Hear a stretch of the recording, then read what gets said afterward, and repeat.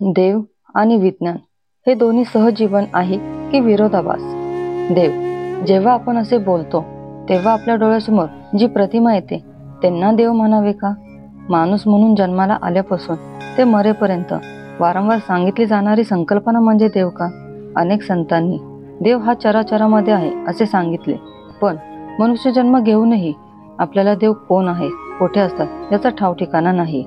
लहानपणी आईने जी मूर्ती देव म्हणून दाखवली त्याच मूर्तीला देव मानायला सुरुवात केली.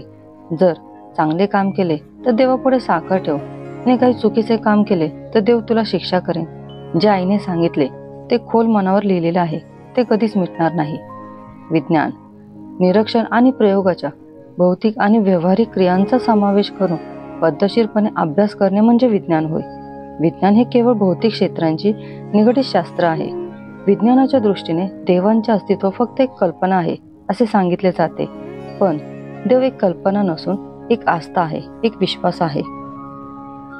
गोविंद नावाचा एक इंजिनियर खूप हुशार बुद्धीचा आणि कर्तव्यनिष्ठ होता, पण तो नास्तिक होता आणि अहंकारी सुद्धा. त्याच्या मते देव ही फक्त एक अंधश्रद्धा आहे. त्याच्या दृष्टीने कर्तव्य जगात सर्व काही असते. परंतु याच्या उलट त्याची आई आणि पत्नी ह्या खूप धार्मिक होत्या आणि स्वामी भक्तही होत्या. कितीही म्हटलं तरी गोविंद देवाची भक्ती करण्यास तयार नव्हता. एके दिवशी गावामध्ये वीर खाण्यासाठी भूमिपूजनाचा कार्यक्रम चालू असतो. तेव्हा गोविंद इंजिनियर असल्यामुळे भूमिपूजनाचा मान गोविंदला देण्यात येतो. पण गोविंद नास्तिक आणि अहंकारी असल्यामुळे तो भूमिपूजन न करता कुदळ घेऊन पहिला वार जमिनीवर घालायला जातो. पण तेवढ्यातच कुदळ उचलल्याबरोबर गोविंदच्या छातीत खूप वेदना होतात आणि त्याच्या हातातनं कुदळ खाली पडते. सर्व गावकरी त्याला वैद्यबुवांकडे घेऊन जातात. वैद्यबुवा तपासणी करून सांगतात की गोविंदला हृदयविकाराचा खूप तीव्र झटका आलेला आहे आणि गोविंद जेमतेम 2 ते 3 दिवसाचा सोबती आहे. असे सांगितले गोविंदच्या पायाखालची जमीन नाहीशी होते आणि तो अंथरुणाला खिळून राहतो. त्याच वेळेस भुजंग नावाचा एक कीर्तनकार त्या गावामध्ये कीर्तन करण्यासाठी आलेले असतात.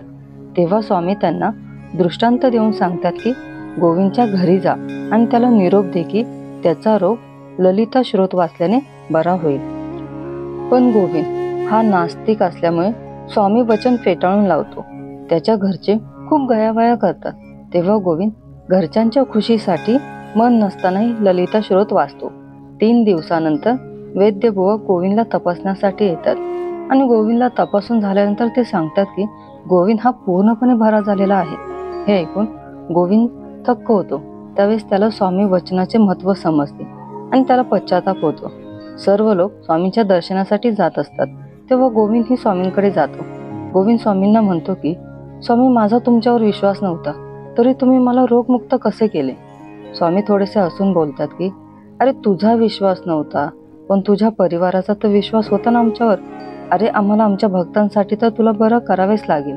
अरे, विज्ञानावर विश्वास ठेवणे चांगले आहे, पण त्याच्या कसोटीवरती जे सिद्ध होत नाही ते खोटं आहे असे मानणे चुकीचे आहे. जिथे विज्ञानाचं कार्य संपते ना, तिथूनच देवाचे कार्य सुरू होते. तुझं विज्ञान सुद्धा ईश्वरानेच बनवले आहे.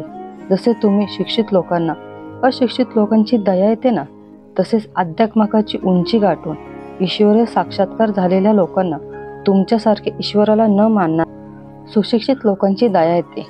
निसर्गाचा शोध घेणे हे विज्ञानाचे कार्य आहे, पण देवाचे क्षेत्र आध्यात्मिक जगामध्ये आहे. एक क्षेत्र ज्याला विज्ञानाचे साधने आणि भाषेने शोधणे शक्य नाही. श्री स्वामी समर्थ. व्हिडिओ आवडल्यास लाईक, शेअर आणि कमेंट करायला विसरू नका.